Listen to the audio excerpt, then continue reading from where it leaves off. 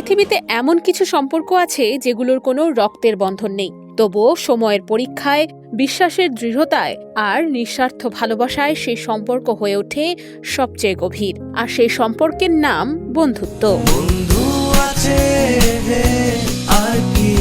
জীবনের প্রতিটি ধাপে আনন্দের মুহূর্ত থেকে শুরু করে কঠিন সময় পর্যন্ত একজন সত্যিকারের বন্ধু হয়ে ওঠেন সাহস, ভরসা আর মানসিক প্রশান্তির সবচেয়ে বড় আশ্রয়।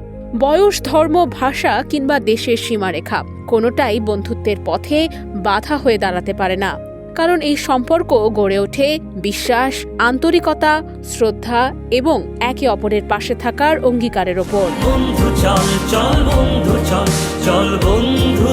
বন্ধুত্বের এই অসাধারণ বন্ধনকে সম্মান জানাতেই বিশ্বজুড়ে পালিত হয় বন্ধু দিবস।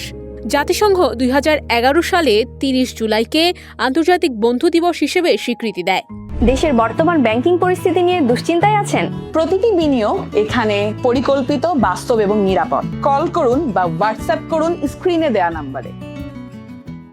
তবে বাংলাদেশ, ভারত সহ বিশ্বের বেশ কয়েকটি দেশে প্রতি বছরের আগস্ট মাসের প্রথম রবিবার বন্ধু দিবস উদযাপনের প্রচলন রয়েছে।